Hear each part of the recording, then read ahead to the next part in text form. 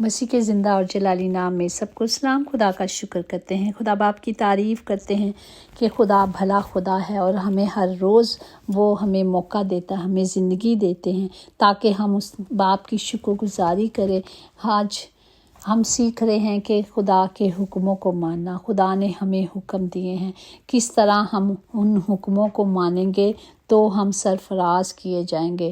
خدا کا کلام جو کل تھا وہ فرما برداری کی برکات تھی۔ کس طرح جب ہم خدا کی برکات کو مانگے تو خدا ہمیں کس طرح سرفراز کرے گا، کس طرح ہمیں ہر برکات سے نوازے گا۔ وہ اولاد جو پاہیں کو بڑھاتا رہے گا۔ بچوں کی خدا کی محبت برکت کا ثبوت مانا جاتا ہے۔ اچھی فصلیں اور بڑے غلے اور سب برکات جو ہیں جو خدا نے ہمیں دی ہیں وہ خصوصی خاندان کی برکت مانا جاتا ہے۔ اسی طرح اگر ہم زبور 127 کی 3 سے 5 دیکھیں تو دیکھو، اولاد خدا کی طرف سے میراث ہے اور پیٹ کا پھل اس کی طرف سے اجر ہے۔ جوانی کے فرزند ایسے ہیں جیسے زبردستی کے ہاتھ میں تیر۔ خوش نصیب ہے وہ آدمی جس کا ترکش اس سے بھرا ہے۔ جب وہ اپنے دشمنوں سے پھاٹک پر باتیں کریں گے تو وہ شرمندہ نہ ہوں گے۔ پریز دی لارڈ۔ خدا کے وعدے جو ہیں سچے ہیں۔ وہ کہہ رہا ہے کہ سب کچھ ہوگا جب ہم اس کے حکموں کو مانیں گے۔ تمام برکات جو ہمیں خدا نے دیے ہیں وہ ہمارے ساتھ ہوں گی۔ وہ اس طرح ہوں گی، وہ فراخی سے ہمیں بخشے گا کیونکہ ہم خدا کے پاک حکموں کو مانتے ہیں۔ پھر وہ آسمان جو اس کا اچھا خزانہ ہے وہ ہم سب کے لیے کھول دیتا ہے۔ خدا کی بارش اولوں کی صورت میں ہمارے پر آتی ہے۔ یہ خدا کے وعدے ہیں، لیکن برعکس اس کے آج کے زندہ کلام کا جو ہے وہ یہی ہے کہ استثنا 28 باب اس کی 45 آیات میں، چونکہ تو خداوند اپنے خدا کہ ان حکموں اور آئین پر جن کو اس نے تجھ کو دیے ہیں عمل کرنے کے لیے اس کی بات نہیں سنے گا، اس لیے یہ سب لعنتیں تجھ پر آئیں گی اور تیرے پیچھے پڑی رہیں گی اور تجھ کو لگیں گی جب تک تیرا ناست نہ ہو جائے۔ پاک کلام پڑھے جان پر خدا کی برکت ہو، خدا کا شکر ہو، خدا کی تعریف ہو۔ آج کا کلام جو ہے نافرمانی پر ہے، جو خدا نے حکم دیے ہیں۔ ہم نے سب دیکھا تھا 28 کی 1 سے ہم لوگوں نے 14 تک پڑھا تھا۔ تمام برکات جو خدا نے اچھے فرما برداری کے لیے دی تھیں، اب یہ اس کے اپوزٹ ہو جائے گا نافرمانی کے لیے۔ میں 15 سے پڑھتی ہوں۔ لیکن اگر تو ایسا نہ کرے تو خداوند اپنے خدا کی بات سن کر اس کے سب احکام اور آئین پر جو آج کے دن میں تجھ کو دیتا ہوں احتیاط سے عمل کرے تو یہ سب لعنتیں تجھ پر نازل ہوں گی اور تجھ کو لگیں گی۔ یہ سب جو لعنتیں جو برکات تھی اب وہ لعنت کی صورت میں ہو جائیں گی۔ شہر میں بھی تو لعنتی ہوگا اور کھیتوں میں بھی تو لعنتی ہوگا۔ لیکن جو حکم مانتے خدا کے کلام نے کہا تو باہر جاتے بھی مبارک ہوگا اور تو آتے ہوئے بھی مبارک ہوگا۔ پریز دی لارڈ۔ لیکن جب اگر ہم خدا کے حکموں کو نہیں مانیں گے تو وہ ساری برکات جو ہیں وہ لعنتوں میں ٹرانسفر ہو جائیں گی۔ اس لیے ہمیں خدا کے کلام پر توجہ کرنی چاہیے۔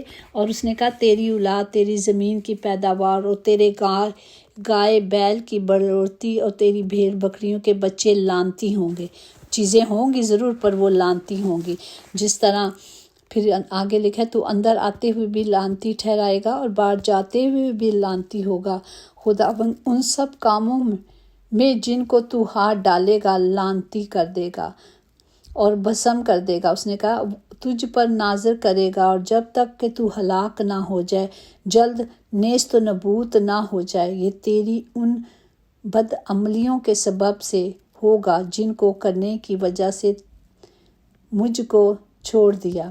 خداوند ایسا کرے گا کہ وبا تجھ سے لپٹی رہے گی جب تک کہ وہ تجھ کو اس ملک سے جس پر قبضہ کرنے کو تو وہاں جا رہا ہے فنا نہ کرے۔ خداوند تجھ کو تبادک، یہ جو بیماری ٹی بی کی بیماری ہوتی ہے اس کے لیے کہہ رہا، اور بخار، سوجن، شدید حرارت، تلوار، وبائیں، یہ سب چیزیں خدا کہہ رہا ہے تیرا پیچھا کرتی رہیں گی اگر تو میری نافرمانی کرے گا، اگر تو میرا حکم نہیں مانے گا۔ اور آسمان جو تیرے سر پر ہے پیتل کا، اور زمین جو تیرے نیچے ہے لوہے کی ہو جائے گی۔ خداوند می کے بدلے تیرے زمین پر خاک اور دھواں برسائے گا، یہ آسمان سے تجھ پر پڑتی رہے گی جب تک کہ تو ہلاک نہ ہو جائے۔ خداوند تجھ کو تیرے دشمنوں کے آگے شکست دلائے گا، تو ان کے مقابلے کے لیے تو ایک ہی راستے سے جائے گا اور ان کے سامنے سے 7 راستوں سے ہو کر بھاگے گا، اور دنیا کی تمام سلطنتوں میں تو مارا مارا پھرے گا، اور تیری لاش ہوا کے پرندے اور زمین کے درندوں کی خوراک ہوگی۔ جیسے اندھا اندھیرے میں ٹٹولتا ہے ویسے ہی تو دوپہر کو ٹٹولتا پھرے گا، کیونکہ جب ہم خدا میں چلتے ہیں تو دن کی روشنی ہمیں سنبھالتی ہے، تو خدا ہمارا نور بن جاتا ہے۔ لیکن اگر ہم خدا کے حکموں کو نہیں مان رہے تو خدا کیا کہہ رہے؟ اندھے کی مانی چلو گے، اور کیا ہوگا کہ تجھ پر ہمیشہ ظلم ہی ہوتا رہے گا، ہمیشہ ایسا ہی ہوتا رہے گا، تو آزاد ہوگا نہیں، تو خوش نہیں رہے گا، ہمیشہ تیرے ساتھ ایسے ہی کام ہوتے رہیں گے، کیونکہ تو خدا کی نافرمانی کر رہا ہے۔ تیری زمین کی پیداوار اور تیری ساری کمائی کو ایک ایسی قوم کھائے گی جس سے تو واقف ہی نہیں، اور تو سدا ظلم اور دباؤ ہی میں رہے گا، اور کبھی اس بات سے نکلے گا ہی نہیں، کیونکہ خداوند جب ہم خدا میں چلتے ہیں تو وہ اس کی شفقت ہمیں گھیرے رہتی ہے۔ لیکن خدا یہاں کہہ رہا ہے کہ ایسا کچھ نہیں ہوگا، سارا اپوزٹ ہوگا۔ خداوند تیرے گھٹنے اور ٹانگوں میں ایسے برے پھوڑے پیدا کرے گا، ان سے تو پاؤں کے تلوؤں سے لے کر سر کی چاندی تک شفا نہ پائے گا۔ بیماریاں پیچھا نہیں چھوڑیں گی اور وہ لے کر چلی جائیں گی۔ ہمیں خدا کے حکموں کو ماننا ہے، اس کی مرضی پہ چلنا ہے۔ آپ نے دیکھا کہ نہ ماننے کے حکم کے کتنے نقصان ہیں۔ بیماری کی صورت میں بدروئیں آ جاتی ہیں، اور جب تک نہیں چھوڑتی، جب تک یہ کلام کہہ رہا ہے کہ وہ شفا نہ پائے گا، اسی طرح وہ مر جائے گا۔ تو ہمیں خدا کے خوف میں چلنا ہے، اس کی مرضی پہ چلنا ہے۔ جب ہم اس کے حکموں پہ مانیں گے، اس کی مرضی پہ چلیں گے، تو خدا کے سارے بینیفٹس، خدا کے سارے حکم، خدا خود ہمارے آگے آگے چلے گا۔ تو ہمیں خدا کے آئین پر توجہ کرنی ہے، خدا کے ان حکموں اور آئین پر جن کو اس نے تجھ کو دیا ہے عمل کرنے کے لیے۔ اس کی بات نہیں سنے گا تو اس لیے سب لعنتیں تجھ پر آئیں گی اور تیرے پیچھے پڑی رہیں گی، تجھ کو لگی رہیں گی جب تک تیرا خاتمہ نہ ہی ہو جائے گا، یہ پیچھے نہیں چھوڑیں گی۔ تو آج بھی کلام کو دیکھیں، تو اگر ہم اس کلام کو لیں گے تو واقعی ہی ہم سب بچائے جائیں گے اور چھڑائے جائیں گے۔ اور ہمیں غور کرنا ہے کہ خدا کی نافرمانی پیچھا کیوں کرتی ہے، بے برکتی گھر میں کیوں ہے، خوشحالی کیوں نہیں ہے، بیماریاں کیوں ہیں۔ آج ہم دیکھ رہے ہیں کہ ایک بیماری جاتی ہے تو دوسری بیماری آ جاتی ہے، ابھی وہ نہیں جاتی تو ایک نئی بیماری آ جاتی ہے۔ لیکن کئی تو شروع میں ہی ہلاک ہو گئے، کیونکہ جو ختم ہو گئے قیامت آ گئی، اور جو ابھی بچے ہیں، ایک سے کہتا ہے خدا کا کلام کس سے بچو گے، دوسرے آ جائے گی، دوسری سے تو تیسری آ جائے گی۔ لیکن ہم ان بیماریوں سے نجات کس طرح پا سکتے ہیں؟ صرف خدا کے پاک حکموں کو ماننے سے۔ ہم نے سنا ہے حکم ماننے سے، خدا کی فرما برداری کرنے سے خدا نے تمام برکات جو بولی گئی آپ نے سنی ہیں، استثنا اس کا 28 باب 1 سے 14 پڑھیں، خدا نے تمام برکات دی ہیں۔ اسی طرح اس کے اپوزٹ اگر ہم پڑھیں تو اس کے خلاف کتنی بالکل سب چیزیں بالکل اپوزٹ دکھائی گئی کہ کیا کریں گے، خداوند کس طرح بدلہ لے گا۔ وہ کہتا ہے میں خود تجھ سے بدلہ لوں گا، میں خود انتقام لوں گا، میں خود تیرا دشمن بن جاؤں گا اگر تو میری بات نہیں سنے گا۔ اگر ہم اس کی بات سنتے ہیں تو وہ ہماری جنگیں لڑتا ہے، اگر ہم نہیں سنیں گے تو وہ خود ہمارے مخالف کھڑا ہو جاتا ہے، وہ خود بدلہ لیتا ہے، کیونکہ وہ غیرت کا خدا ہے، غیور کا خدا ہے۔